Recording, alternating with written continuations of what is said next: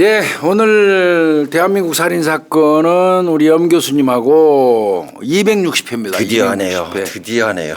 예, 260회. 근데 드디어 합니다, 사실. 드디어 하는 사건입니다. 예, 이 뭐 오늘 다룰 사건은 뭐 아는 사람 다 아는 사건이에요. 영광입니다, 교수님. 이거 드디어. 근데 하네요. 이제 오래된 사건이라 예. 그럼에도 불구하고 뭐 이 사건은 뭐 언젠가는 반드시 짚어야 할 사건이고요. 탑 원이잖아요. 예, 탑 원입니다, 사실. 예. 김부남. 예. 유명한 사건이죠. 김부남 살인 사건입니다. 김부남이 여성입니다, 여성. 네. 김부남 살인 사건.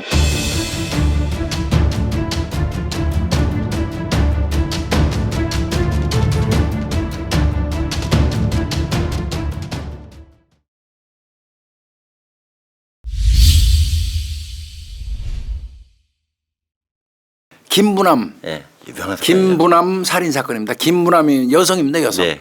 김부남 살인 사건. 네. 이건 뭐 아주 유명한 사건이기도 하고요. 맞아요. 또 이 사건은 우리가 생각해 볼 점도 상당히 많은 사건. 네. 교훈도 좀 있는 사건이고요. 네, 네, 네. 이건 이제 한번 가보면 네. 1970년도에 김부남 씨가 9살이었대요. 그럼 61년생이네요. 아, 61년생입니까? 바로 계산이네요, 네. 우리 염 교수는. 예. 1970년도에 김부남 씨가 만 9살의 소녀였는데 네. 아마 그 작은 산골 마을이었던 것 같아요. 거기에서 이제 뭐 근데 집은 뭐 가난했지만 그 가족들 유대는 좋았나 봐요. 네, 화목하고 네, 네, 단란하게 이렇게 살아가고 있었고 네. 그랬는데 이 김부남이 집에는 우물이 없었던 것 같습니다. 아, 그때 수도가 있는 데가 아니라 집집마다 좀 사는 집에는 우물이 있었어요. 관정이 없었나 보네. 예, 그래서 우물이 있으면 이웃집들이 와가지고 그 우물에서 물 퍼가고 그랬어요. 물 우물 받으러 있는 오고. 집이 비쌌어요 또. 집 가격이. 그리고 우물 있는 예. 집이 또 대체로 다 부자고 예. 우물을 맞아요. 팔 수 있는 돈이 없어서 못 판 거니까. 네. 그러니까 아마 이 김부남이네 집도 가난하다 보니까 이제 집에 우물이 없어서 그 바로 이웃 집에 그 송백권입니다, 이름이. 아, 송. 여기 이 저 무대가 되는 거는 전북 남원입니다. 네, 남원. 네, 네. 이 송백권이라는 사람. 네. 이 송백권이 송씨 집에 가서 물을 길어다 먹었어요. 네, 네, 네, 네. 근데 나도 기억이 나는데 시골에 잠깐 어린 시절에 이렇게 기억이 나는데 우물 있는 집에 가서 우물 가져오는 대신에 뭐 계란도 갖다 주고 물 퍼가는 죄로 아, 예, 그랬어요. 뭐 이렇게 예, 예. 그런 뭐 계란도 걸 갖다 본것 주고 같아요. 감자도 삶아다 주고. 뭐 그랬던 것 같아요. 네, 내가 네. 기억이 나요. 네.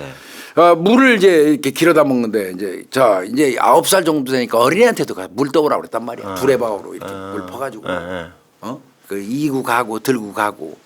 자, 어느 날 이제 김부남이가 물을 길러 가요. 9살짜리가 물을 길러 그때 송백권이는 35살이에요. 그 집으로 이제 물을 길러 갔어요. 네. 근데 이렇게 보니까 송백권이가 보니까 이제 김부남이가 물 길러 이렇게 왔거든. 주변에 사람 아무도 없어. 네. 그러니까 야 부남아 일로 와봐. 너 내가 심부름 좀 시켜야 되니까 너 뭐 좀 그러려니까 잠깐만 이리 들어와봐. 불렀어요. 그러니까 얘 김부남이 아무것도 모르고 물 받다 말고 송백권이가 부르는 안방으로 들어간 거예요. 아유. 마루 이렇게 건너서 들어간 네, 거예요. 네. 김부남이 부르더려. 그 딱 가자마자 그냥 이 송백권이가 9살짜리 얘를 강제로 옷을 벗기고 입 틀어막고 강간을 해버려. 아이, 나쁜 놈. 그러니까 이를테면 미성년자 강간을 한 예, 거예요. 예, 예. 9살짜리. 송백권이가 9살짜리를 이 천하의 죽일 놈의 새끼가. 예. 그리고 난 다음에 강간이 끝나고 난 다음에 이 송백권이가 김부남한테 뭐라 그러냐면 너 오늘 있었던 일 아무한테도 말하면 안 돼. 너 이거 말하면 너도 죽고 그다음에 네 엄마 아버지 네 오빠도 다 죽어. 그러니까 이게 사실은 어떤 그 시골 지역에서 잘 사는 사람과 못 사는 사람의 어떤 계급적인 그럴 수 있어요. 그 불평등 관계가 형성돼 있던 시절이란 말이에요. 네, 예. 그 어린애의 입장에서 볼 때 송백권이는 잘 사는 집에 우물 가지고 있는 네. 잘 사는 집에 있는 아저씨야. 얘가 너 지금 나한테 강간 당한 거 얘는 강간 개념도 모르는 애야. 9살이니까. 9살짜리 뭘 알아. 그런 상황에서 그 이 아저씨는 못할 게 없는 어떻게 보면 높은 계급인 거예요. 걔가 네, 볼 네, 때는. 네. 네 엄마 아빠도 가만 안 놔두고 너도 가만 안 놔두고 네 오빠도 가만 안 놔둔다 그러니까 애가 쫄아버렸어요. 아유. 김부남이가. 네. 그렇게 겁을 먹고 이제 돌아왔어. 네. 이미 강간 당했으니까 하열이 있었을 거 아니야 어린애가. 파열됐겠죠.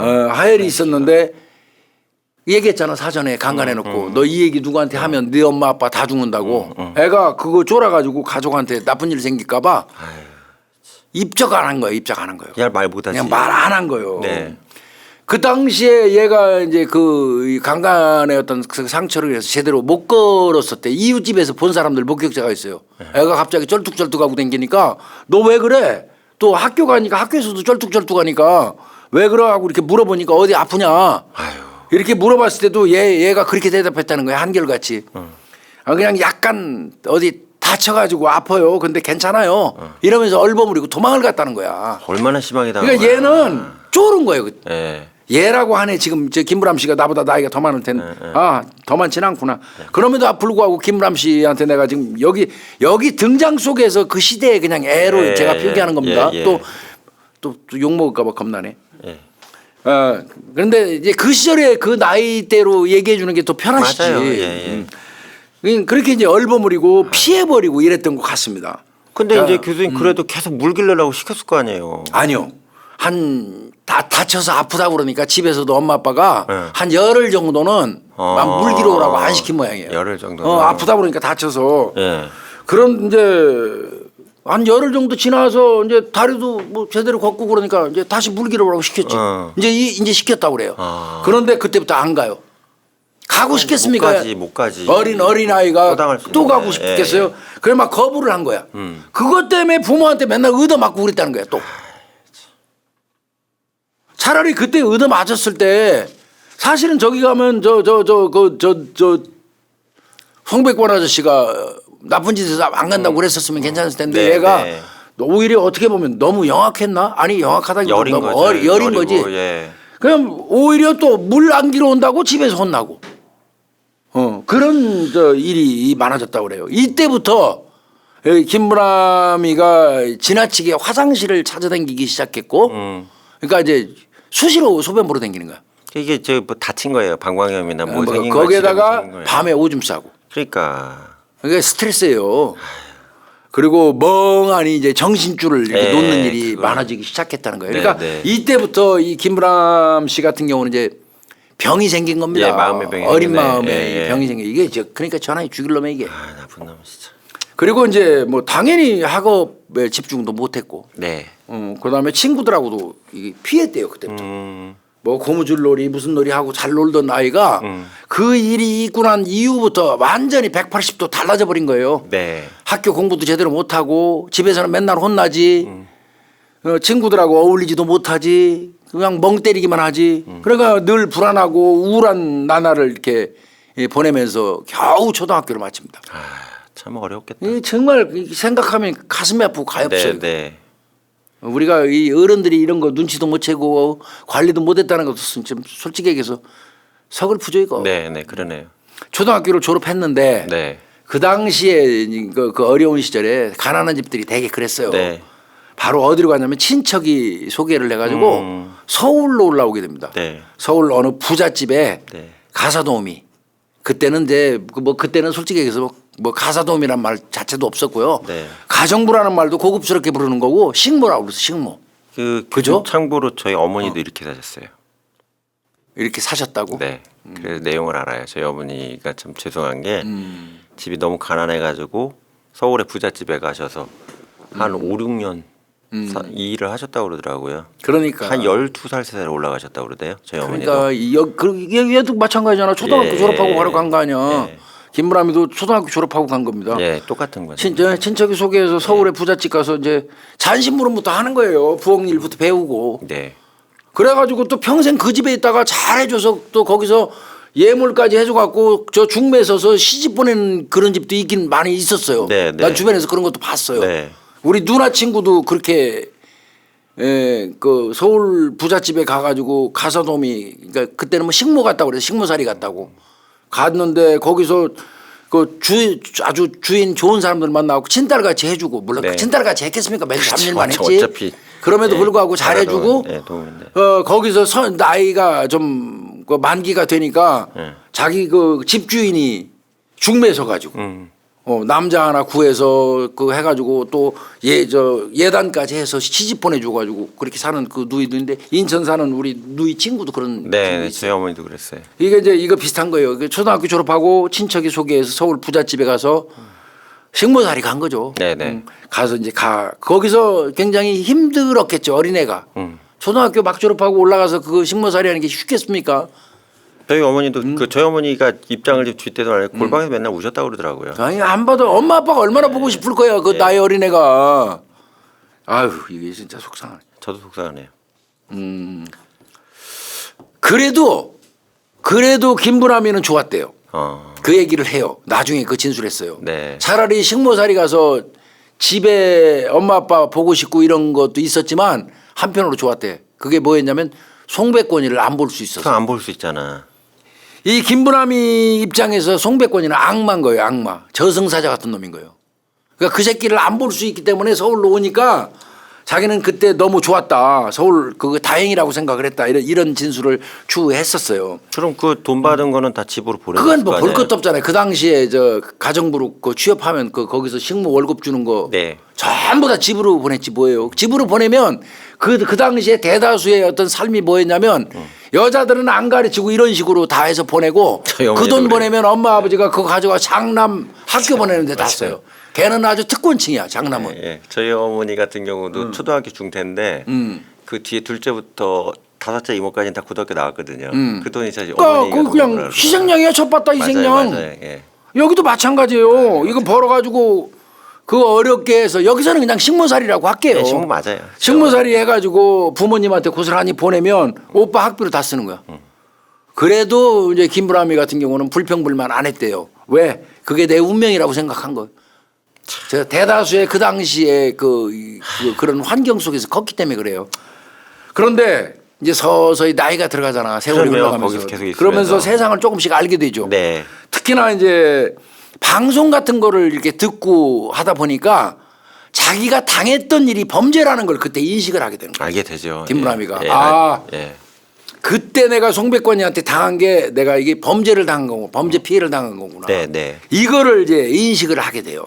김부남이가. 네. 이때부터 아마 김부남이가 많은 고민, 우울감 이런 걸로 이제 정신이 좀 온전하지 못했던 것 같아요. 그거 남아 있죠. 트라우마는 계속 있는데. 그 트라우마가 치료가 안 되고 해소가 안 되지. 됐잖아. 예. 그러니까 이제 이때부터 굉장히 힘들었던 것 같고 더더군다나 10대 그 사춘기잖아요. 네. 얼마나 민감한 시절이에요. 이때 성폭행 당한 거, 남의 집살이 하는 거, 이 하루하루가 이제 고통스러워지기 시작한 거지. 7, 8년을 남의 집에 눈치밥 먹으면 인식하기 시작하면서부터 더 어려워진 거예요, 삶이. 예. 결국 그 20살이 될 때 김부남이가 이제 고향으로 돌아옵니다. 복귀했네. 그러니까 13살, 4살 때 그때쯤 가죠. 갔다가 한 6, 7년 있다가 이제 다시 이제 고향으로 돌아온 거고 네. 돌아오니까 이제 그때는 어린 나이라도 뭐 20대 좀 넘으면 결혼시켰잖아요. 또 가난한 집 여성들은 빨리 입 한 입이라도 더 던다고 빨리빨리 결혼시켜서 내보냈다고. 아, 빨리 내보내는 거예요. 입 던다고 독립을 시켜야 그 끼니 된다. 때문에 예. 부모님이 중매장이를 통해 가지고 바로 결혼을 시켜버립니다. 이제 결혼해서 가서 잘 살으면 돼 이제 네. 다 잊어버리고 잘 살으면 되는데 네. 또 잘 살 수 있는 여건이 마련됐지만 그럼에도 불구하고 아까 얘기한 것처럼 트라우마 치유가 안 된 거예요. 그 남자를 기피하겠네요. 아, 이제. 그렇죠, 맞습니다. 예. 그게 문제가 된 겁니다. 9살이 당한 그 성폭력의 이 피해가 여전히 진행 중이었던 거예요. 네. 치유가 안 됐던 거란 말이에요. 네. 그래서 남편의 손길마저 강간범 송백권이의 그 더러운 행위로 느껴지는 겁니다. 그렇게 볼 수 있지. 그러니까 막 남편이 당했으니까. 들어오면 자질하시는 거예요. 좀 밀어제치고. 예, 스킨십만 해도. 야 이거 그러고 이제 그러면서도 본인이 생각은 해요. 네. 아 이건 남편이야 이 사람은. 우리는 부부야. 받아들이려고 노력은 무척 했대요. 네. 이 판결문 같은 데 다 나오는 내용이에요. 네. 엄청 노력했대요. 그런데 그럼에도 불구하고 정상적으로 부부 관계를 할 수가 없어. 안 되지. 그냥 그 송백권이로 느껴지는 거야. 막 네. 만지고 이러는 거 자체가. 예. 그래서 이 정도 되면 남편도 못 사는 거 이거 아내가 그러면 어떻게 살겠어 이거. 네. 이게 기대했던 그 평범한 행복, 소소한 행복은 이 사람들한테 안 찾아온 거지.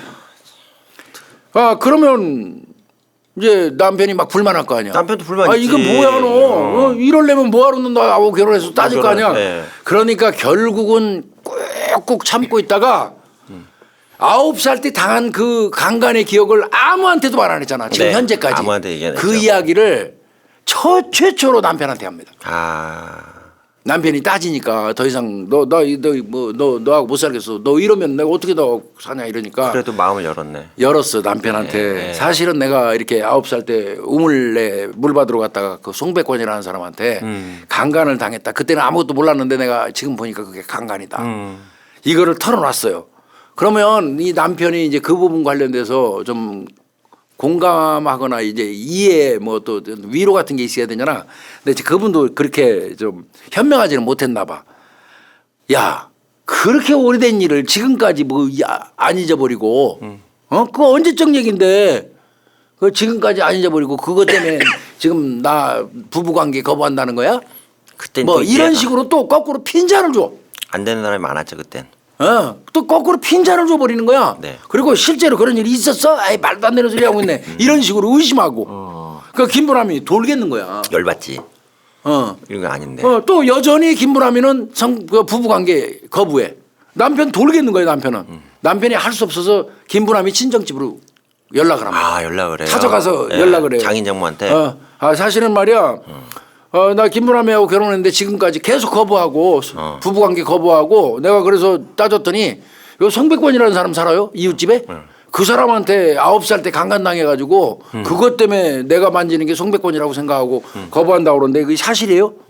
그러면서 나 저 결혼 못하겠어요. 저 결혼 생활 더 이상 못하겠어요 김보람이. 이렇게 얘기를 해요. 이때 처음으로 김보람이 그 부모님이 자기 딸이 9살 때 우물가에서 저 물 길러 갔다가 강간난 거 그걸 알게 된 거예요. 처음 아는 거예요. 그 남편이 알려줘서 하는 겁니다. 그나마. 남편한테 말한 거. 예. 그래서 이제 그때 부모도 또 김보람이를 데리고 가가지고 오히려 애가 좀 이상하다고 판단해갖고 정신병원 같은 데를 데리고 다니면서 치료를 시켜요. 치료를 했는데 호전도 안 됐고요. 여전히 멍 때리기, 하늘 쳐다보기, 혼자 중얼중얼하기, 두통에 시달리면서 병원 진료도 막 거부하고. 그 심해진 거예요, 김보람이가. 이 정도, 남편하고 갈등이 생기니까 더 심해져 버린 거예요. 이 정도 송 씨한테 쳐들어가야지 지금. 그러니까요. 이제 물론 이제 조금 이따 설명하겠지만 그런 그 일련의 과정이 있기는 해요. 예. 하여튼 그 안 되고 병원에서 내린 진단은 정신 분열증이에요. 큰일 났네. 그러니까 근데 이때부터 김보람이는 무슨 일을 해도 누가 해주지 않고 다 미친년이라고 그러는 거예요. 조현병이 왔구나. 미친년이라고 얘기하면 그 사람들 말로. 이렇게 돼버린 거예요. 이게 정말 외로워진 거죠. 네. 뭐 한참 치료 받았대요. 그럼에도 불구하고 남편을 거부하는 증상은 뭐 여전히. 그래서 그 남편도 좀 딱해요, 사실은. 네. 그 남편을 거부하는 증상은 계속 이어졌고. 네. 결국 결혼 2달 만에 남편이 이혼하자고 그래서 이혼합니다. 그 치료하고 뭐 하다가 그냥 이혼해 버린 거예요, 결론은. 이때 중매다 보니까 뭐 사귀는 과정도 없고 그래서. 자, 이렇게 해서 한번 이혼을 해요. 그리고 세월이 좀 흘렀어요. 네. 뭐 성관계를 요구하는 대상이 없어지니까 그냥 그대로 지나갔어요. 네. 제법 시간이 돼서 약간 양호해지니까 다시 재혼을 시켜요. 재혼을 시키면서 이제 괜찮겠지. 네. 다 낫겠지. 네. 그런데 역시 재혼한 남자하고도 유사한 문제가 그대로. 하여튼 뭐 남자 손만 들어오면 자지러지는 거야. 네. 그러니까 뭐 가정 불화는 계속 이어지는 거지. 네. 둘째 재혼한 남편도 이거 못 살겠는 지경이 된 거예요. 이 사람하고. 그런데 이제 그 갈등이 계속 생기잖아. 또 재혼한 남편하고도 갈등이 계속 생기잖아. 네. 이때 김보람이가 어떤 생각을 하냐면 지금까지 내가 첫 번째 결혼해서 못 살고 이혼하고 두 번째 이 남자하고도 지금 내가 남편인 줄 알면서도 성관계를 나도 모르게 거부하고 그것 때문에 갈등하고 이런 모든 기본적인 원인이 그 송백권이 그 새끼다. 네. 그렇게 인식을 해요. 그래가지고 본인이 당한 성폭행에 대해서 처벌할 방법을 찾기 위해서 노력을 해요. 이제 김보람이가 자가 발전하는 거 이제 그 새끼를 처벌을 해야 된다. 네, 처벌해야 된다. 밤새 이 초등학교 겨우 나온 여자가 밤새 이 법률 서적을 뒤적거려요. 근데 뭐 그거 언어 읽어도 뭐 그 당시에는 한자인데 몰라요. 다 한문인데 그때는. 법률 서적을 뒤적거리고 고소 준비를 열심히 합니다. 그런데 그걸 보고 이제 재혼한 남편이 법에 대해서 이제 가서 알아봐요. 진짜 이게 가능해서 내 지금 집사람이 일어나 싶어가지고 그런 내용을 어디 가서 이제 알아봤는데 아마 짐작컨대 뭐 파출소, 지서나 뭐 이런 데 가서 물어봤겠죠. 그랬더니 하나같이 하는 얘기가 잘 아시다시피 9살 때 당했고 20몇 살이에요 지금. 그렇지. 공소시효가 지나서 절대 안 된다. 그럼 맞아요. 그 당시 법은 공소시효 한참 지난 겁니다. 그때 몇 개월 몇 년이었어요 그때 교수님? 아니 이제 한번 생각해봐요. 9살 때 당하고 20몇 살 때 시집가고 그러니까 25 된 다음에 했으니까 뭐 10몇 년이 훨씬 흘렀잖아요. 그렇죠, 일단은. 그러면 그 내용에 대해서 어디 가서 저 면담을 하고 상담을 해도 공소시효 지나서 안 된다고 법하는 사람은 당연히 얘기하겠지. 네, 그때 되게 짧았잖아요. 그러니까 남편도 알아보고 와서 여보 당신 그 당한 거 절대 안 된대. 이미 공소시효라는 게 있어서 지나서 절대 안 된다고 그러니까 저녁에 법전 찾고 그거 읽어보고 그런 거 하지 마. 이렇게 얘기를 해요. 그래서 또 김부람이가 그 남편 말도 안 믿고 또 자기도 저 지서로 쫓아갑니다. 경찰서. 예. 경찰서 쫓아가서 또 그대로 얘기해요. 어차피 이제 남편이 얘기했으니까 알 사람 알았잖아 이제. 네. 가 얘기 또 물어봐요. 그랬더니 아시다시피 그 당시에 강간죄 친고죄 없으니까 2014년도에요. 강간죄 친고죄잖아요. 네. 그리고 6개월 이내에 인지한 날로부터 저 고소장 제출해야 되잖아. 네. 그때 6개월이 한참 지났지 지나도. 처벌 불가지. 뭐 원천적으로 그때 안 법은 되네. 그러니까. 예, 그때 법은. 그러니까 그냥 거기서 완전 실망하고 돌아오는 거지 김부람이가. 응? 사실상 9살 나이에 김부람이 같은 경우는 지가 당한 피해가 뭔지도 몰랐고. 모르지 그걸 어떻게. 그다음에 그게 어떤 의미를 가진 건도 몰랐고. 네. 도움을 받는 방법도 아예 몰랐고. 네. 그리고 본인을 그 어떤 처지를 헤아려 주는 사람도 없었잖아요. 네. 그러니까 내가 볼 때는 김부람이는 완전 고립됐던 거예요. 이제 야 그러면 이 새끼도 처벌할 수도 없고 나는 나도 모르게 남편을 거부하는 증상은 생겼고 예. 그러다 보니까 온통 내 주변에 나하고 불화만 있고 그러니까 이제 고민하는 거지. 그리고 그 처벌 못한다는 거는 좌절. 크죠. 좌절이 엄청 컸죠. 네. 좌절이 이제 어느 시간이 흐르면 잘 아시다시피 분노로 네. 분노 이제 이러다 보니까 또 그때부터 발작 증세, 정신 발작 증세가 오면서 정신병원에 입원했다 퇴원했다 반복하게 되는 거예요. 네. 완전히 이제 그냥 뭐 인생이 그렇게 된 거예요. 그 두 번째 남편하고 만났을 때는 억지로 자기 말로 이를 악물고 참아가지고 부부관계도 일정 부분 했다 그래요. 그래서 아이도 하나 생산하게 되거든요. 네. 이제 그런데 그래도 그 어렸을 때 그 악몽이 떠올라가지고 부부관계 중에 막 소리 지르고 남편 밀쳐내고 뭐 이런 발작 증세가 상당히 많았다는 거예요. 괴로웠을 거예요. 그 남편이 정말 두 번째 남편도 힘들게 사는 거예요. 김부람 씨. 예, 그래도 그 와중에 아이 하나라도 생산했다는 건 네. 그나마 그 축복이죠. 네. 김부람 씨 참 딱하더라고요. 이거 자료 조사하면서 보니까. 그렇지만 뭐 분명한 거는 둘째 남편도 불화가 있을 수밖에 없다. 네, 이건 네. 뭐 둘째 남편은 원망할 수도 없어요. 내가 볼 때. 형편도 그렇게 좋지 않은 데다가 부부간의 불화는 심해지고 뭐 그렇게 되니까 아까 얘기한 좌절 분노가 다시 송백권이한테 집중돼요. 그럴 수밖에 없죠. 김부람이가. 지금. 네, 처리가 안 된 건데 해결이 안 돼. 그래서 가끔씩 이제 송백권이 집에 찾아가고 욕을 해요. 아, 송신 거기 살고 있었어요. 욕을 해요. 송백권이 집에 가서 너 이 새끼하고 이제 김부람이가 욕도 해요. 송백권이는 문 걸어 잠그고 네. 들은 척도 안 해요. 근데 이제 이게 문제가 뭐였냐면 이거 진짜 안 좋더라고. 그 아까 이제 부모가 알아가지고 송백권이 오빠가 알았잖아. 네. 학비대준 오빠 학비대준 신고살이에서 오빠, 예. 그 오빠가 씩씩거리고 송백권이 쫓아갔어요. 예. 너 이 새끼야 옛날에 9살 때 내 동생 9살 때 네가 강간했지 물길로 오네. 네.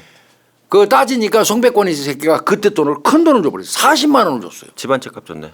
40만 원을 주고 오빠하고 퉁쳐버린 거야. 아유, 합의해버린 이거 거야. 왜 통을 쳐? 당사자가 없는데.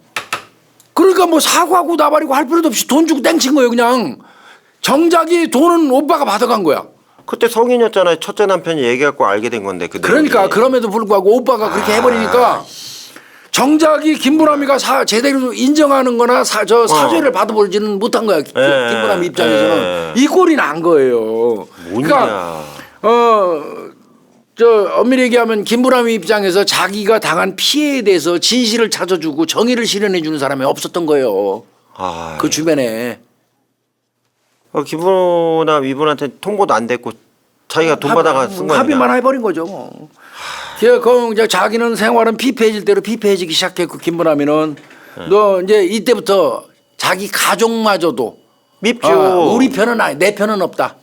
이런 좌절 분노가 또 절망이 넘쳐나기 시작하는 거죠. 김부람이가. 그러지 않겠습니까? 당연하죠. 믿었던 가족이 40만 원 받고 40만 원 툭 주는 게 보니까. 어딨어. 당사자 얘기를. 자, 이건 진짜 김부람이는 이건 나는 이제 이 세상에 믿을 만한 사람 아무도 없다. 그러네요. 예. 어쩌면 이게 아마 사과 없이 합의금만 덜렁 받은 그 오빠 또 오빠는 더 나아가서 가족이겠죠. 네. 그 가족에 대한 배신감이 더 컸을지도 예, 모르겠어요. 컸을 거예요. 이때부터 예. 내 생각은 그랬을 네, 것 같아요. 저도 그렇게 생각합니다. 자, 성폭행을 당한 지가 20년째 되는 1991년 1월 30일입니다. 네. 1991년 1월 30일 김부람이는 드디어 큰 결심을 합니다. 30세 때 딱 예. 결심한 거네요. 30. 예, 이제는 어느 누구도 나를 대신해 줄 수 없어. 네. 내가 스스로 직접 송백권이를 응징해 응징하겠다. 이렇게 마음을 먹습니다. 그래서 이때부터 시작이 되는데요. 시장으로 갑니다. 네. 시장에 가서 부엌칼하고 과도 이 두 개의 칼을 삽니다. 칼 2개 사고요. 그리고요 손가방이 낡은 게 있었어요. 네네. 그거를 저 가위로 잘 오려내갖고 칼집도 만들어. 칼집도 만들고. 그래서 이제 과도 부엌칼에 칼집을 딱 만들어가지고 양쪽에 찹니다. 허리 양뒤 쪽에. 그리고 그 위에다 코트를 딱 입어요. 무슨 영화에 나온 얘기예요. 그렇죠. 예. 칼을 양쪽에 그러니까 칼집도 만들어서 가방 예, 낡은 가방 복사하려고. 잘라갖고 예. 칼집도 만들어서 여기다 딱 해서 그 위에 코트를 딱 입고 네. 그냥 누가 봐도 칼 찬 거 모르죠. 예. 그 상태로 그리고 이제 화장실에 가서 코트를 확 제끼면서 칼 뽑는 연습도 해요. 그러니까 이게 이렇게 복사하려고. 이제 확 제끼면서 예. 칼 뽑는 연습도 화장실에서 엄청 열심히 했대요. 반복해서 엄청 열심히 했대요. 예. 그리고 이제 송백권이 그 당시에 이제 송백권이는 20년이 흘렀으니까 55살이에요. 그렇게 됐네요. 35살 때 9살 예. 김부람이를 강간했잖아요. 네. 55세가 됐어요. 네. 얘 집으로 찾아갔어요. 김부람이가. 그때 김부람이 30살이 이제 네. 김부람이가 문 밖에서 안 열어주니까 송백권이가 예. 두들겨요. 할 말이 있다. 야 송백권 씨 할 말이 있다. 우리 부모님 집으로 와라. 그 옆이니까 옆 네. 동네니까 우리 부모님 집으로 와라 이렇게 얘기하니까 송백권이가 뭐라고 그러냐면 야 이미 그 큰 돈을 줬어 나는 40만 원이라는 그 큰 돈을 줘서 합의했으면 다 끝난 건데 왜 와서 자 소리 지르고 지랄이야. 돈을 40만 원을 줬는데 꺼져. 막 이러면서 이제 송백권이가 욕을 해요. 김부람이한테. 네. 그러니까 또 김부람이가 이렇게 얘기하죠. 그러면 너 우리 집으로 오는 게 겁나면 밖으로 나와서 그럼 나하고 얘기 좀 하자. 이 나오면 찌르려고 준비하고 있는 거지. 네. 그렇게 요구했는데 그것도 응하지 않아요. 송백권이가 이때부터 이제 막 욕해요. 이런 미친년이 와가지고 떠들고 그런다고. 이 미친년 말이야. 막 뭐 같은 년 막 욕을 엄청나게 하는 거예요. 송백권이가. 근데 이때 송백권이가 어떤 상태였냐면 무슨 상태였어요? 이 새끼가 중풍을 맞아가지고 우측 발다리를 못 쓰는 상태야. 해받았네. 그렇지. 그러니까 뭐 이거 움직이지도 못하는 놈인 거야. 네. 그런 상태였어. 그러면서도 입은 살아갔고 아이고. 40만 원 받아 처먹고 와서 소리 지른다고 미친 년 무슨 년 뭐 하면서 쌍스러운 욕을 이제 막 해대는 거지. 네. 그러니까 김부람이가 밖에서 하다가 네. 더 이상은 못 참겠는 거야. 네. 그래가지고 그대로 그냥 문을 박차고 밀고 방 안으로 뛰어들어갑니다. 밀고 들어가 버린 거예요. 부셔버리고 이거 시골문 뭐 창호지 돼 있는 거 뭐 잘 돼 있어요. 그렇지. 예. 그냥 방 안으로 뛰어들어가고 바로 부엌칼을 끊어들인 거예요. 코트 속에서. 그 중풍으로 얘는 반대 방 안 되지. 예, 반이 반신불수인데 예. 그냥 그 송백권이 달려 들어가고 예. 어디를 집중적으로 공격했냐? 예. 성기만 집중적으로 공격했어요. 칼로. 성기를요? 그냥 요 성기 부위만 그냥 집중적으로 난자합니다. 계속 그냥 반복 공격해 버립니다. 거기 뭐 그 표현된 거 보면 없어졌어요 거의. 고안부터 시작해서 수십 방을 찔러버린 거네요. 마구 찌른 겁니다. 마구. 집중 공격을. 예. 겨우 송백권이가 살겠다고 대항해가지고 부엌가를 뺐었어요. 네. 그렇게도 했는데 별도로 또 과도도 준비해갔잖아요. 보조무기 있죠. 다음 거 보조 거 꺼내서 또 그 자리만 또 찔러버려요. 그러니까 이 김부람이 입장에서는 일을 득득하는 거예요. 한마디로. 20년 동안 쌓아놓은 거 그냥 거기서 다 그렇죠. 뭐 이 송백권이가 이제 막 사람 살려 막 소리 꽥꽥 지를 때 이제 예. 송백권이 아내하고 그 옆에 이웃에서 와서 제지를 했어요. 예. 그렇지만 그때 이미 송백권이는 갔습니다. 죽었습니다. 너무 많이 찔렸구나. 뭐 부엌칼로 한참 공격했지 과도 다시 꺼내서 막 공격했지 네. 여기 성기 부분이 거의 없어지다시피 했다니까. 예. 사망했구나. 자, 어떤 면에서 보면 그냥 범죄지만 한편으로는 속이 시원하기도 해요. 그리고 나서 바로 신고가 되죠. 네. 경찰이 출동해서 뭐 현행범 체포되죠. 체포죠. 예. 그래서 김부남이는 살인 혐의로 예. 재판에 회부됩니다. 아. 김부남이는 경찰서 그 잡혀갔을 때 네. 자기가 한 행위에 대해서 그냥 가감 없이 술술술 다 지은 그때 본 적 있어요. 그냥 가감없이 얘기해 버리시더라고요. 다 얘기 뭐 아니 또 부인할 것도 없지 뭐. 예. 자기가 살아온 생에 대해 다 얘기한 거예요. 너무 담담하게. 담담하게 전부 다 인정해 버린 거예요. 네. 그러니까 살인죄로 기소가 돼 버린 거지. 예. 이때 예. 이 김부남 사건이 세간에 알려지기 시작하면서 여론이 들끓기 시작한 거예요. 맞아요. 예. 그때 진짜 네. 유명했어요 사건이. 자, 이게 어떤 내용이냐면 공소시효 때문에 강간죄를 범한 놈을 처벌할 수 없다. 네. 그래서 부득이하게 피해자가 선택한 그 응징의 네, 방법을 네. 우리가 일반인들이 비난할 자격이 있느냐. 네. 이런 내용이에요. 맞아요. 그때 이게 이제 막 난리였었어요. 그때 교수님 특집 방송 엄청 많이 나왔어요. 많이 나왔습니다. 기사 김부남 뭐, 예. 사건이고 제 무지하게 나왔어요. 고3대인데 뉴스에 계속 나오더라고요 이게. 즉 말하면 아동 성폭행의 후유증으로 정상적인 삶을 살 수 없었던 네. 피해자의 처지를 법도 또 그 어느 누구도 헤아려 주지 않은 것에 대한 반성론이 대두된 거예요.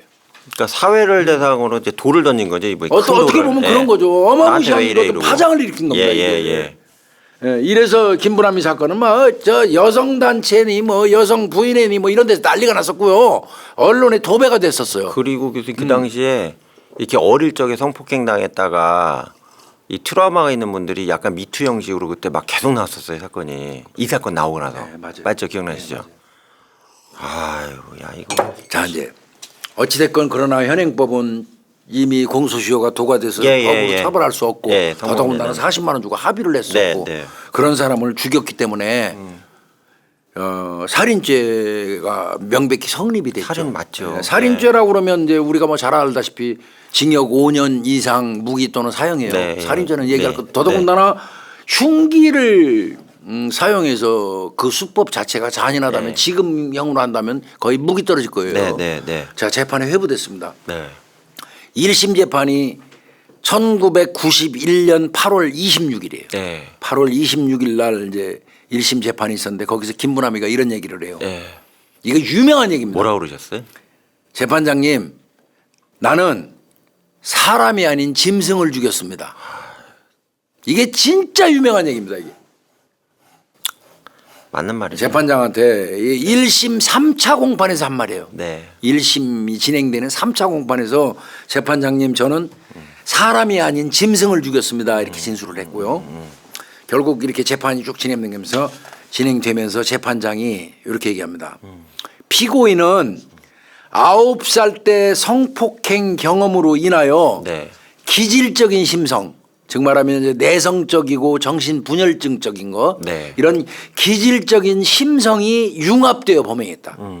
그러니까 본 그 내부에 깔려 있는 내성적이고 정신분열적인 기질이 있는 데다가 어렸을 때 성폭행 당한 게 합쳐져 가지고 범행이 된 거다. 상당히 이해해 주는 편이죠. 그러네요. 예. 그다음에 그 위와 같이 치명적인 그런 경험이 우리가 여태까지 얘기한 것처럼 치유되지 못했고 치유 안 됐지. 더 악화만 됐지. 증상이 악화해 가지고 범행한 것이다. 네. 맞죠? 예, 당연한 거. 그래서 위와 같은 사유들로 인하여 결혼 후에도 정상적인 성생활이 어려워지고 네. 이혼으로 발전하면서 증상이 악화됐다. 맞죠? 9살 때 강간 경험이 PTSD 장애로 발전했고 이때 거의 안 들어가 있는 내용인데 이게. 네, 이상한 행동, 그다음에 부적절한 정서, 예. 그다음에 흥미의 결여, 예. 심한 사회적 고립, 예. 위축 등이 나타나는 잔재형 정신분열증 환자로 네. 환자로 보는 거 봐버리는 그냥 겁니다. 봐버렸네요. 이 사건 범행 당시에도 네.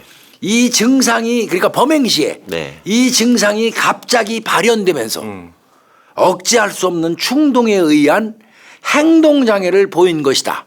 그러니까 범죄 우리가 심신미약이나 심신상실은 평상시에 정신질환이 있어도 필요 없다고 그랬잖아요. 범행 당시에 심신상실이나 심신미약이 있어야지 인정해 주잖아요. 맞아요. 그런데 예. 이 판사는 이렇게 있잖아. 딱 찍어서 이 사건 범행 당시에도 네, 당시라고 그랬대요. 이 당시에도 예. 위와 같이 얘기했던 이 증상이 발현되면서 네. 억제할 수 없는 충동에 의한 행동 장애를 보인 거다. 예. 그러면 이건 적어도 심신상실 내지는 심신미약을 김부람이한테 인정한다는 얘기예요. 재판부가. 키워드인 범행 당시에 들어가 있네요. 범행 당시가 이게 최고로 큰 키워드예요. 예, 맞아요. 이걸 이렇게 판단을 했고요. 다만 단 칼을 투자로 구입한 경위. 그렇지, 그거는 구입했지. 미리 구입했잖아. 네, 네. 그다음에 칼집을 제작한 행위 그렇죠. 예. 등으로 봐서 예. 계획적이고 계획적 맞죠. 네. 범행 과정을 소상히 논리정연하게 구체적으로 진술하고 있는 거 보니까 범행 당시에 사물을 분별하거나 의사를 결정할 능력이 없는 즉 말하면 심신상실의 상태는 아니었다. 거기까지는 아니다. 심신미약은 맞다. 네. 즉 말하면 감형 대상인 심신미약이었다. 그러니까 무죄는 아니다는 얘기죠. 일단. 그렇죠. 유죄는 맞습니다. 유죄인데. 예. 심신미약 상태에서 범행을 했다. 유죄다. 그러면서 때린 게 징역이 떨어졌는데요. 네. 이거 획기적인 일입니다. 이게 91년도에 재판 치고 사람 죽인 어떻게 거. 나왔어요, 그죠? 이때 난리 났었어요. 징역 2년 6월에 징역 2년 6월에 최저형 미치네. 최저입니다. 원래 살인죄는 아까 얘기했잖아. 5년 이상 무기 또는 사형이잖아요. 근데 5년에서도 반토막. 2분의 1 딱 자른 다음에 2년 6월에 그것도 또 실형도 안 살래요. 집행유예 3년. 내보내버리는 거네. 네. 와. 다만 조건 붙여요. 1년 동안 치료 과목 받으라. 공주 치료. 그때는 공주에 치료 과무소가 있었어요. 예. 지금 국립법무병원인데 예, 있어요, 예. 거기 가서 치료 감호 명령을 때립니다. 1년간.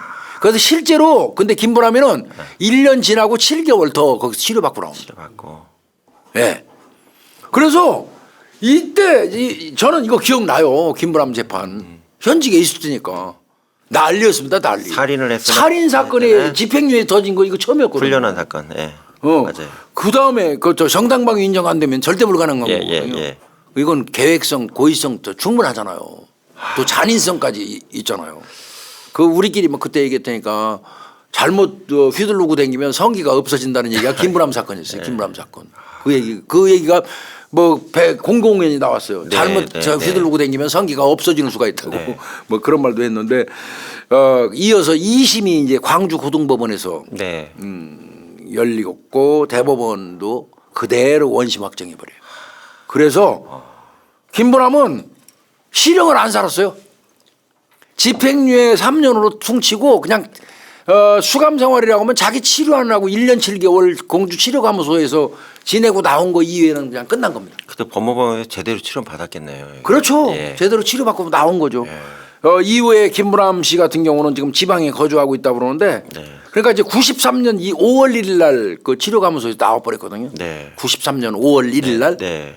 그리고 지금은 이제 지방에서 잘 거주하고 있다. 뭐 이렇게 이제 그 얘기가 들리고 있습니다. 그래서 정말 이 사건을 보면 어렸을 때 성폭행 당했던 기억이 한 사람의 인생 전반에 그 관통하면서 얼마나 고통스러운 이 분야를 이게 이 사건의 의미를 좀 살펴보면요. 이 사건은 아동 성폭력 문제를 수면으로 네, 맞아요. 끌어올린 사건이에요. 네, 예. 맞아요. 예. 응? 이웃 친지 등 주변에 의해서 아동이 성폭행을 당해도 쉬쉬하던 이 관습의 문제점도 이 도출이 됐고요. 그거에 대한 반성도 왔었고. 네. 예. 그래서 사실은 예전에 강간을 당하면요 시집 못 간다고. 맞아요. 피해자인데도 시집 못 간다고 부모들이 오히려 쉬쉬하고 말하지 말라고 이런 게 많았거든요. 큰일 난다고. 그래서 강간 당한 거 경찰이 알고 능동적으로 우리가 저 이웃집 놈이 누구 강간했다고 우리가 들어서 알고 쫓아가요. 가서 이거 강간을 했다는데 이거 처벌하려면 고소장 하나 쓰시죠. 빨리 저놈 처벌해야죠. 안 쓰지. 이 아저씨 형사 아저씨 왜 와가지고 저 앞길 막으려고 그러냐고 뭐 우리 모르는 일이니까 가라고 막 이래가지고 친고죄 있을 때 우리가 못한 적도 많아요. 그래서 강간범 새끼를 알면서도 우리가 사건 취급을 못한 적이 많았거든요. 피해자들이 이사 간다며 거꾸로 소문나면. 이사 가버리고. 가해자는 거기 살고. 그래서 이웃 친지 등 주변에 의해서 아동이 성폭행을 당해도 그 쉬쉬하던 관습의 문제점이 도출되고 반성이 있었다는 거고 이 사건은 결과적으로 이 사건은 성폭력 특별법 제정에 아주 큰 영향을 큰 영향을 미쳤어요. 성폭력의 개념이 명확하지 않고 성폭력은 몇몇 그 운이 나쁜 여성의 문제라는 그 당시에 일반인들의 척박한 인식 전환에 큰 기여를 했다. 요건 굉장히 의미 있어요. 네, 요건 네, 내가 좀 붙여본 얘기입니다. 네, 네, 그 당시에 이 전주 지역에 있는 여성 단체를 중심으로 해서 이 구성된 네. 김부남 사건 대책위원회 요 활동은 우리나라 성폭력 추방 운동에 박차를 가게 만들었어요. 네. 추후에 그 이 위원회에서 성폭력 예방 치료센터 네. 1994년도에 개소합니다. 이게 모체가 됩니다. 네. 어떻게 보면 김부남 사건이 아동 성폭력 그 관련돼 가지고 법을 제정하고 그다음에 무슨 치료센터 만들고 뭐 이런 거 상담기관 만들고 하는데 절대적으로 기여한 사건. 네, 해바라기 센터 모체. 예, 어떻게 보면 그렇죠. 예, 예. 그리고 이 사건이 딱 터졌는데 그 뒤에 1년 뒤에 이제 막 그 여론이 막 팽배했는데 네. 본격적으로 뭐 법이 제정되거나 뭐 이러지는 않고 있었어요. 네, 네. 논란은 많은데 근데 1년 뒤에 우리 방송에서 됐습니다. 네. 진짜 골 때리는 사건 터지죠. 네. 김보은 김진관 사건이 뻥 맞아요. 터져요. 그 김보은 양 아버지가 검찰 수사관 출신인데 네. 의붓 아버지인데 어려서부터 저 보은 양 네. 상습적으로 강간하고 대학교 갔는데 기숙사 가 있는 애 수시로 불러들여가고 강간해가지고 네. 남자친구하고 둘이 가갖고 그 네. 김진광 군하고 같이 그 새끼 죽여버리잖아요. 네, 맞아요. 이 사건이 뻥 터져버렸어요. 그래갖고 보은 양 김진관이 사건이 또 김부남 사건 나고 1년 뒤에 김보은 양 사건이 빵 터지니까 우리나라가 훌떡 뒤집힌 거예요. 야 이거 성폭력 특별법 만들어야 돼. 예, 예. 이래가지고 94년도에 성폭력 범죄의 처벌 및 피해자 보호 등에 관한 법률이 생겼어요. 맞아요. 피해자 요것도 보호가 이제 생겼죠. 없어졌어요. 지금 네. 이제 성폭력 특별법으로 바뀌었는데 네. 그래도 최초에 이게 성폭력 범죄의 처벌 및 피해자 보호 등에 관한 법률이 네, 네. 만들어지는 계기가 됩니다. 그러니까 이 김부남 씨 사건을 나고 1년 뒤에 보은 양 사건 나고 하다 보니까 더 이상은 정체돼 있을 수 없었어요. 아, 김보은 법률 사건 제정이. 난리였죠 그때. 난리였습니다, 난리. 네, 아버지를 그냥 그렇게 해버려가지고. 이때 저 전주 그 여성 단체에서 주장했던 내용이 있거든요. 피켓도 네. 들고 난리였었어요. 예, 예, 인터뷰하고 예, 예. 이때 김부남이는 무죄다. 그렇게 주장할 수 있죠. 김부남이는 무죄다. 그런데 집행유예 판결이 났다. 집행유예는 유죄니까 네. 강간 후 21년의 시차가 있기 때문에 정당방위가 아니고 무죄가 아니라고 한다. 여성 단체에서 그렇게 네. 얘기했어요. 그러나 9살의 어린 여자아이가 35살의 어른한테 그 당시에 취할 수 있는 정당방위가 가능했겠느냐. 없지. 그거 불가능하지. 피해자의 살인행위는 21년 후에 돌발적인 것이 아니라 이거 진짜 명문이에요, 명문. 네. 김부남의 행위가 김부남이가 살인한 행위가 21년 후에 돌발적으로 한 그런 범죄가 아니라 21년간 지속된 강간 피해에 대한 정당방위라는 거예요. 네, 네. 그러니까 김부남이는 강간을 당하고 나서 단 한시도 피해자가 아닌 적이 없다는 거죠. 그렇죠. 21년 동안. 평생 피해자였죠. 21년 후에 갑자기 생각나고 가서 돌발적으로 공격한 게 아니라는 거죠. 이거 명문입니다, 이거. 전주 여성대책위원회에서 이렇게 발표를 했고요. 네. 그다음에 치료가 뭐 가 있는 동안에도 지속적으로 후원했습니다. 잘했네요. 예. 그리고 그때 이제 주장한 게 피해당한 여성들 이 고통을 치유할 수 있는 대책을 국가에서 만들어 해줘야죠. 예. 이렇게 네. 주장이 됐던 겁니다. 네.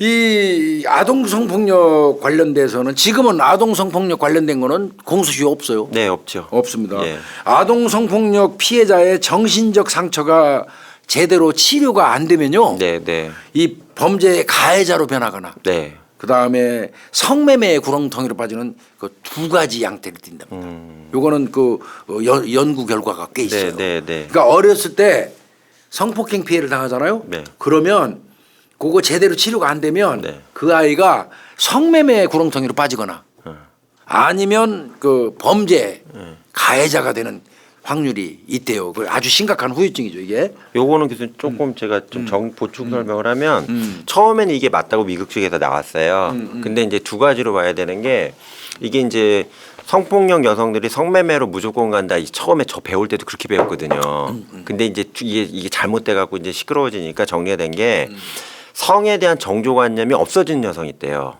그렇지. 성폭행 피해를 당해서 이미 나는 다 털렸다고 보는 예, 거죠. 예, 한 부류가. 그래 그래가지고 그 사람들이 성매매. 네, 그래서 이제 유흥업소나 이런 데 가서 아무 남성이나 자는데 맘대로 뭐 거리낌 없는 거 있냐 이게 하나가 있고 이것도 치료받아야 되는 거고 또 다른 경우는 이제 반대인데 지금 김문환 선생님 같이 아예 남자하고 접촉을 안 하는 이런 방식인데 과거에 이제 무조건 성매매 여성으로 간다 이래가지고 성매매 여성으로. 예 이런 게 있었거든요. 그거는 좀 예. 그게 논리가 아니 그렇겠네. 그거는 이제 저거 자료가 그 당시엔 좀 오류가 있었기 때문에 작은 유형이겠지. 예, 그래서 두 가지로 좀 봐야 될 것 같아요. 맞아. 말씀드려요. 예, 예. 그뭐 보완해드립니다. 그 연구 결과는 그러니까 정조관념이 없는 여성들이 있대요. 그래서 그런 경우가 하나 부류가 있고 포기 상태. 네. 예, 포기 상태. 아예 어차피 나는 버린 몸. 예. 막 포기 상태. 그러니까 잘못 생각하는 거지. 예, 그런 경우가 있습니다. 그리고 이제 대다수의 이런 그 아동 성폭력 피해자들은 분노와 아유, 상처, 난리에 난리. 고통을 안으로 사귄 채 살아간다. 예. 그런데 대체로 이 저 김부남 씨처럼 이거 분노 표출하는 해서 공격하는 경우는 그렇게 많지 않대요. 그게 의외로. 또 추가로 말씀드린 이게 스포링 효과가 있어요. 교수님 아시죠? 하고 불렀다 난 빵 다음에 터지니까 그러니까 김부남이가 자락해졌지. 이 꼴을 나는 심해졌지. 거예요. 예. 그다음에 이제 낮은 자존감, 네. 그다음에 자기 혐오에 빠지게 그때 되고 내가 왜 당했을까라고. 극심한 우울감에 좀 시달린다. 그다음에 이제 사람에 대한 신뢰 상실 예, 이거는 있을 것 맞아요. 같아요. 예, 이제 당연하죠. 늘 의심하고 경계하고 예, 다 밉지. 이런 부분이 있을 것 같고 악몽 꾸고 불면증이 있답니다. 그다음에 플래시백 현상 겪는다. 본인도 심지어 가족까지. 해리 증상 얘기하더라고요. 해리 증상. 해리가 나타나요? 해리도 나타난다고. 해리 증상을 이거 찾아보니까 이렇더라고요. 감당하기 어려운 스트레스나 고통스러운 상황에 처했을 때 마음이 도망갈 장소를 마련하는 능력. 성폭행을 당하는 그 순간은 그대로 도저히 감당할 수 없는 어린이들에게서 몸으로부터 마음을 분리해서 다른 곳으로 보내서 숨게 하고 마치 고통을 겪는 몸이 자신이 아닌 것처럼 느끼는 상태. 네. 예, 분리하는 거죠. 예. 뭐 PTSD 생긴다는 거는 뭐 지극히 당연할 것 이건 같고. 뭐 기본이겠죠. 예. 예, 그런 거 이 내용이 있고요. 이거 저 유명한 그 함영준 감독 아시죠? 네. 함영준 유명하시죠. 감독이 2009년도에 내 자료를 찾다 보니까 한국일보에 쓴 글이 있어요. 네. 김부람이의 삶을 영화로 만들기 위해서 인터뷰 요청을 했었대요. 근데 이제 이때는 아마 그 법무병원 치료감호소 있을 때 이제 아마 하려고 그랬던 것 같아. 예. 근데 주치의도 만류하고 예. 그래서 대화를 할 수 있는 상태가 아닌데 그때는 막 살인 직후라. 그렇지. 그래서 그때 이제 좀 포기를 했었다. 이 얘기가 있고요. 그리고 이제 몇 년 후에 그 주치의의 허락을 받아요. 네. 그래서 이제 김부람이를 만났는데 네. 뭐 아주 무표정했대요 이렇게 그냥. 그러던 사람이 슬슬 말을 꺼내면서 김부람 씨 아들 얘기를 꺼낸 모양이야. 예. 그랬더니 표정이 확 바뀌었대. 그러니까 많이 바뀌신 거네. 확 바뀌었대. 많이 바뀌었네. 그러면서 예. 아들 자랑을 그렇게 하더라는 거예요. 아이고, 김부람 씨가. 좋은 얘기네. 아들이 왔다 갔는데 그제 우리 아들이 축구했다는데 우리 아들이 골을 그냥 기가 막히게 한 골 넣었대요. 많이 컸구나. 정말 멋있는 골이라고 난리였대요. 이러면서 그냥 아들 얘기하니까 환하게 웃더라는 거예요. 아이, 그러니까 어떤 면에서 보면 송백권이를 응징하고 난 다음부터 이 사람은 일정 부분에 치유가 온 것 같아요. 그냥 치료가 온 거죠.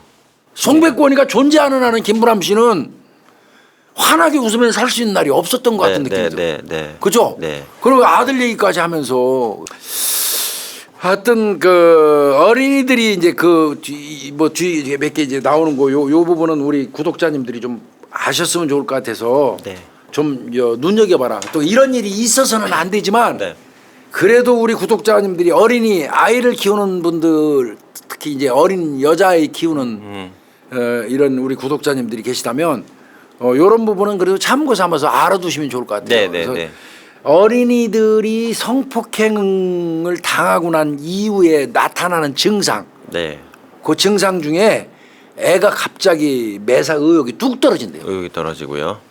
애가 갑자기 화기 발랄하던 애가 갑자기 그냥 푹 죽어가지고 의욕이 뚝 떨어지고 애가 그런 증상을 보이면 그거 좀 문제 있다고 판단해야 되는데 뭔가. 예. 그다음에 불면증 어린애가 아이들이 불면증 걸리는 게 거의 없거든요.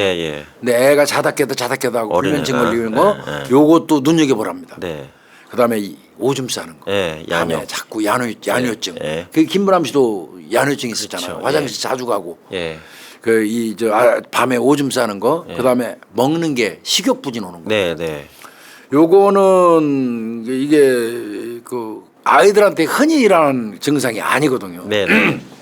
그럼에도 불구하고 이런 증상이 오면 성폭행 피해 어린이는 대개 나이에 맞지 않게 성적 행위에 집착하거나 퇴행 행동을 보인다 이렇게 말하더라고요. 네, 퇴행은 이제 이거 나이가 더 어려지는 식으로 이제 내려가는 경우고, 그다음에 이제 어린 아이들 같은 경우에 이제 자기 생식기 쪽을 자꾸 만진대요. 그렇대요. 예, 그러면 이상하게 봐야 된다 고 그러더라고요. 거기다가 이제 남자에 대한 공포 반응이나 그러겠죠. 우울증, 네. 그다음에 외출을 기피하는 현상. 네. 이런 걸 나타낸대요. 그래서 이 부모님들이 아주 이런 게 드러나면 아주 침착하고 세심하게 대처하는 게 필요하다. 네. 그래서 갑자기 애가 막 천방지축하던 애가 뚝 떨어져 갖고 가만히 있다거나 네. 의욕이 뚝 떨어진다거나 자다 깨다 하는 불면증, 그다음에 오줌 싸는 야뇨증, 애가 뭐 먹는 것도 잘 안 먹고 이러면 부모님들이 신경 써서 아이를 좀 살펴보고 그럴 필요가 있겠다. 네. 그다음에 이제 애들한테 이 교육시킬 때 꼭 이거 필요하다고 그러는데 이 네. 교육을 시키는 부모하고 안 시키는 부모 차이가 무지하게 많아요. 진짜 이거 중요해요. 네. 애한테 그렇게 얘기해야 돼요. 네가 보이고 싶지 않은 곳을 누가 보자고 하거나 네가 보이고 싶지 않은 곳을 누가 보자고 하거나 남자 어른이 네 몸을 만질 때는 싫다고 말하고 싫어요 해야죠. 네. 그리고 사람 많은 곳으로 나와라. 네. 요거 꼭 가르쳐야 돼요. 네. 이거 뭐 뻔히 알 거라고 생각하고 말 안 하고 넘어가서는 안 돼요. 저는 우리 구독자님들 중에서 애기 여자 아이들 어린애들 기르시는 분이 있다면 오늘 제가 이거 얘기하는 거 그냥 지나간다 생각하고 불러서 한번 얘기했으면 맞아요. 좋겠습니다. 다시 한번 얘기하겠습니다. 자꾸 얘기해야 네가 보이고 싶지 않은 곳을 누가 보자고 하거나 네가 안 보이고 싶어 주는 데를 자꾸 보자고 그래. 그러거나 또 네 몸을 이렇게 만질 때는 싫다고 그래라. 싫다고 그래라. 보자고 그러면 거부하고 네. 만지면 싫다고 분명히 네 의사 표시하고 네. 그리고 그 조용한 데 있지 말고 사람 많은 데로 나와라. 네. 이거 한번 얘기해 주시고요. 네. 그리고 가능하면 엄마가 이 근처에 있어요. 그러면서 엄마 소리 질러서 부르는 그럼 것도 되죠. 예. 굉장히 예, 중요하고요. 예. 요거는 애들한테 한번 해줬으면 좋겠어요. 어린애들한테. 그다음 이제 이게 제일 중요한 거 요거 얘기하고 오늘 거의 끝나가는데 네. 피해 사실을 불행하게도 알았어요. 내 자식이 당했다는 사실을 알았어요. 이때 대처하는 게 무지하게 중요합니다. 이거. 네. 진짜 하늘이 무너지죠. 내 자식이 강간 당하고 성폭행 당했다면 부모 입장에서는 하늘이 무너지죠. 네. 그 분노가 진짜 머리 끝까지 치솟고 뭐 감당 안 될 거예요. 그러나 그런 식의 그 피해 사실을 알고 부모의 대처법은 아이 완전히 망가뜨리는 거예요. 네. 네. 절대로 여기 조심하셔야 될 게 조용한 분위기에서 무슨 일이 있었는지 조목조목 물어볼 필요는 있어요. 알아야 되니까요. 네. 그래서 물어볼 때도 애들의 언어로 물어봐야 돼요. 피해 사실의 정확한 경위 파악을 분명히 해야 돼요, 부모가. 엄마 나 저 이웃집 아저씨가 이렇게 했어 하고 하면은 이미 이제 피해 당한 사실을 알았잖아. 네. 그 순간 흥분하시면 안 된다는 거야. 그래? 그러면 조용히 앉혀놓고 걔한테 속이 끓고 눈앞이 깜깜하지만 거기서 애 언어로 애가 알아듣기 쉬운 언어로 언제 어디서 아저씨가 어떤 방법으로 뭘 어떻게 해서 요 파라원칙 있죠. 그거를 애한테 조금 천천히 진짜 눌러가지고 물어봐야 되고요. 교수님 하나 보충만 해드릴게요. 이게 이제 요런 과정에서 교수님 다 그런 건 아닌데 그 축하 원칙이나 파라 원칙 하다가 너무 분노가 치받아갖고 그거를 컨트롤해야 되는데. 근데 안 된대요. 해야 돼요. 그래서 이것도 추가로 말씀드리면 애한테 질문해야 할 때 도저히 이게 안 되면 그 경찰에 빨리 신고해갖고 경찰에서 예, 이제 아동 상담 전문 근데 초창기에 예. 이제 부모 입장에서는 애가 당했어 하는 얘기를 듣고 그것만 가지고 경찰에 신고하기는 좀 부담스럽고. 아니 근데 일단은 기본적으로 얘기는 나오니까 일단 진위 파악 차원에서 근데 그래도 부모가 하는 게 나아요. 근데 교수님 저는 좀 반대인 게 부모가 하는 이래가지고 게 그 진술이 훼손되는 사례가 되게 많아요. 제가 예. 그거는 유도하는 관계죠. 네. 저 아저씨가 그랬지. 저 아저씨가 너 이렇게 만졌지. 이거 부모가 물어보는 방식에서 애가 말하게 하지 않고 엄마가 저 넘겨 짚어가지고 그 아저씨가 너 여기 가슴 이렇게 만졌지, 옷 벗겼지 이렇게 유도해서 받는 거는 근데 그거는 거의 증거 훼손돼요. 근데 제가 이거 실무를 해봐서 말씀드린 건데 그러니까 조용히 잘 들으면 관계 없어요 부모님이.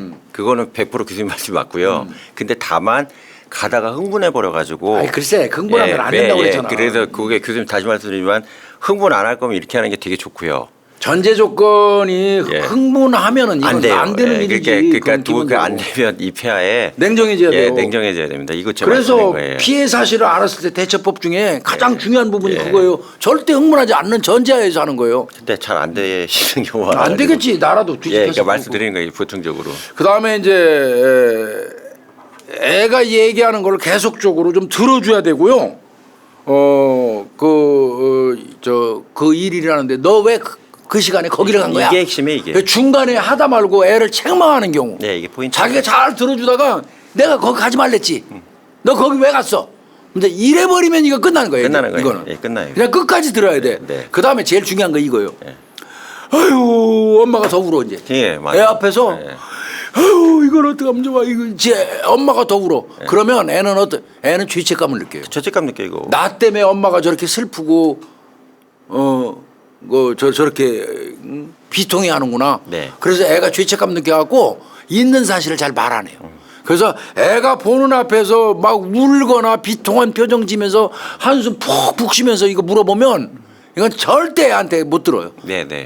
자기야 그럴 바야 그렇게 자신 없으면 아니, 그러니까 차라리 다시- 신고해서 저 전문가 그 입회만 하면 되니까. 아니, 그때 그 보면은. 두 가지 버전 다 있다니까요. 제가 말씀. 네, 그 부모가 입회만 하면 되니까. 네, 네. 근데 하여튼 애 앞에서 울거나 비통한 이게 표정. 최악이에요, 이게. 이거 나는 많이 봤어 이거. 많이 보셨잖아요. 와서 때리기까지 하더라니까. 경찰에서 조사받고 있는데 부모가 와가지고 내가 하지 말라고 그랬잖아 이 새끼가. 때리더라니까. 막 물론 끝난 자기는 거야, 그럼. 분해서 그랬는지 몰라도 그냥 갑자기 자기 딸을 그냥 따귀를 때리더라고. 그래서 막 황당해가지고 야 아주머니 이래가지고 어떻게 이 사건 수사하냐고 우리가 그런 적도 있는데 그 책망하고 애 앞에서 펑 그러고 막 대성통곡가 울어.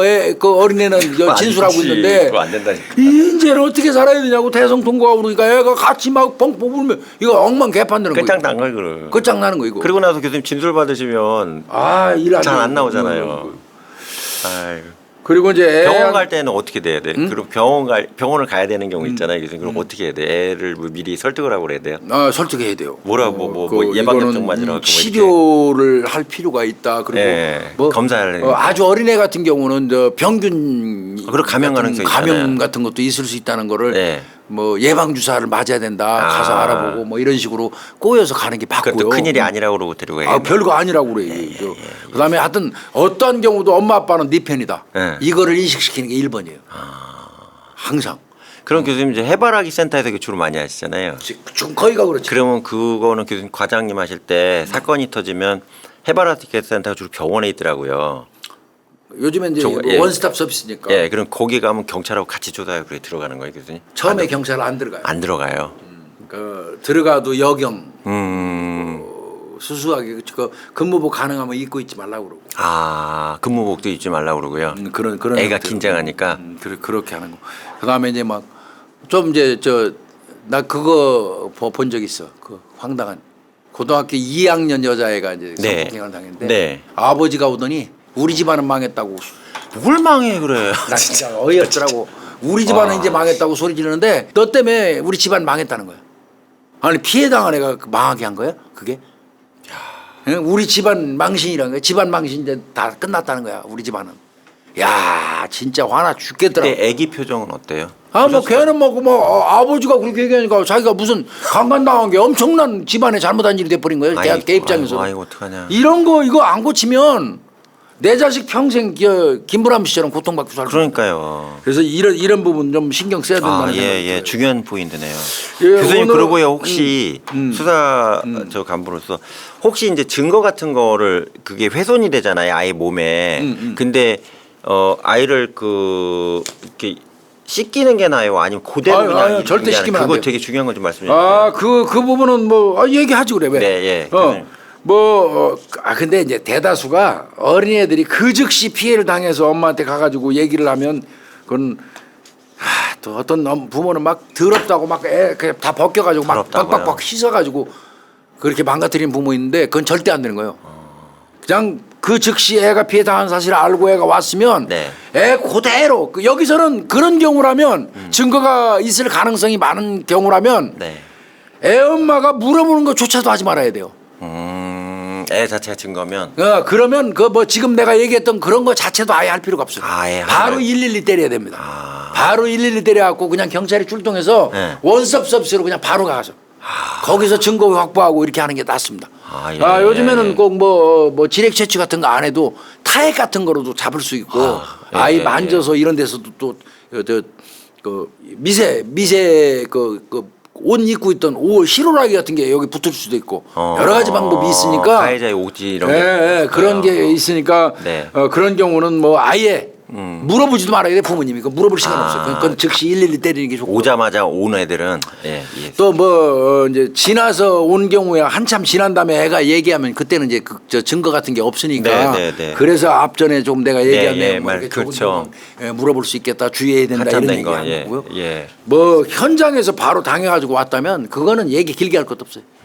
부모가 할 일 아무것도 없어요. 112 전화 돌리는 것밖에 없어요. 예.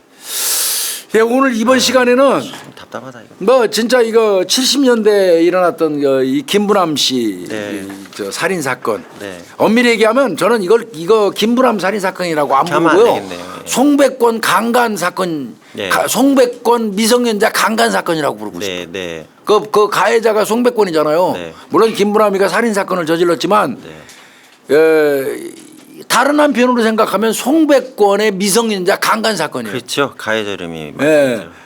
그래서 오늘 그거 좀 다뤄봤는데 이게 얼마나 그러니까 어렸을 때 성폭행 당하면 사람이 피폐해지고 이게 망가진다는 거, 그리고 그런 짓 하면 얼마나 비참한 최후를 맞이한다는 것도 알았으면 좋겠어요. 지금 그럼 김부남 선생님은 평화롭게 잘 살고 계시겠죠? 잘 살고 계시겠죠. 잘 살고 계시고, 그리고 그동안 고생하셨으니까 잘 살아야죠. 잘 사셔야죠. 잘 사셔야죠. 고생 안 하고 잘 살았으면 좋겠어요. 네. 힘내시고 그랬으면 좋겠습니다. 이거 전말을 다 알았네요, 교수님 덕분에. 오늘은 260회 김부남 아니 송백권 그렇죠. 미성년자 강간 네. 사건으로 정리를 하겠습니다. 교수님 감사합니다. 잘 들었습니다. 수고했습니다. 고생하셨습니다.